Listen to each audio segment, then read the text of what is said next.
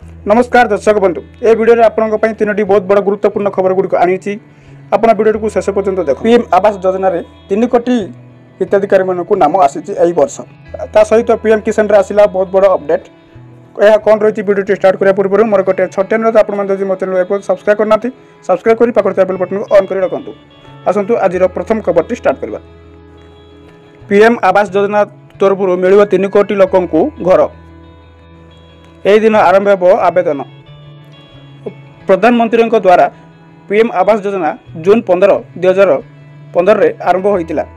तेबे एही योजना द्वारा भूमिहीन मानक मागणा घर मिलुथिला। यदि आपणकर मध्य आपणक घर नाही ताले आपणको एही आवेदन करिया पे आपणक किछि योग्यता दरकार। आपण मन यदि पीएम आवास योजना रो योग्यता अटंती ताले आपण मध्य आवेदन करि परिबे। जो मैंने अति गरीब से मैंने निज घर निजे तैयार करें ना से यही योजना आरंभ होती। तेज यही वर्ष 3 कोटी लोक पीएम आवास योजना रे नाम रखा एमध्य आप चाहते मोर घर ना मुझे आवेदन करी यही वर्ष आप आवेदन करेंगे। खूब शीघ्र ऑनलाइन आवेदन प्रक्रिया बाहर करेंगे से पर्यंत आप अपेक्षा करूँ आसवा तक्षण आप आवेदन करूँ आपन को पीएम आवास योजना आपन को लाभ उठे पारे। खबर नंबर 2 किसान योजना रे आसिला बहुत बड़ा अपडेट जमीक कि आपण मैंने समस्ते जानते कि गत एक किछि दिन तले पीएम किसान 17तम किस्ती टंका समस्त हिताधिकारी मानक प्रदान कर माननीय प्रधानमंत्री। आपण यदि पीएम किसान लिस्ट नाम नहीं ताहले आपण मध्य आवेदन करने चाहते ताहले एबे पोर्टल आरंभ हो जाइए।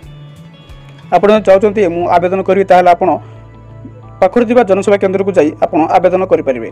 आसुवा पीएम किसान 18तम किस्ती टंका आपण पाइपर।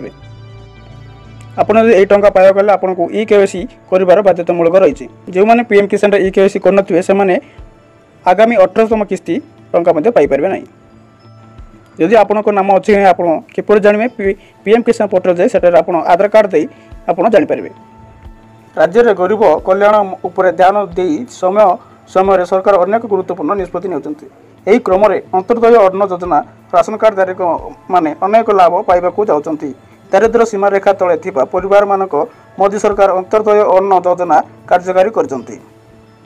ए योजना अधीन प्रति मासरे सब्सिडी 35 किलोग्राम राशन जगाई दियाजिबो। गहम चाउल सहित चीनी मध्य जगाई दियाजाउछि। राशन कार्ड थिले अनेक सुविधा जगाई देउछन्ति केंद्र सरकार। एही योजना मुताबक जदि आपणकर पाखरे राशन कार्डटी अच्छी और आपण बयस 18 ରୁ 42 मध्य रही तेबे सहजरे एही योजना लाभ उठे पारे। कारण एही योजना सरकार प्रति मासर 5000 टंका आपण अकाउंट को पठाइजिबो। एही योजना रे प्रीमियम राशि प्रदान करी हिताधिकारी 1000 ରୁ 5000 टंका पर्यंत पाई पारे।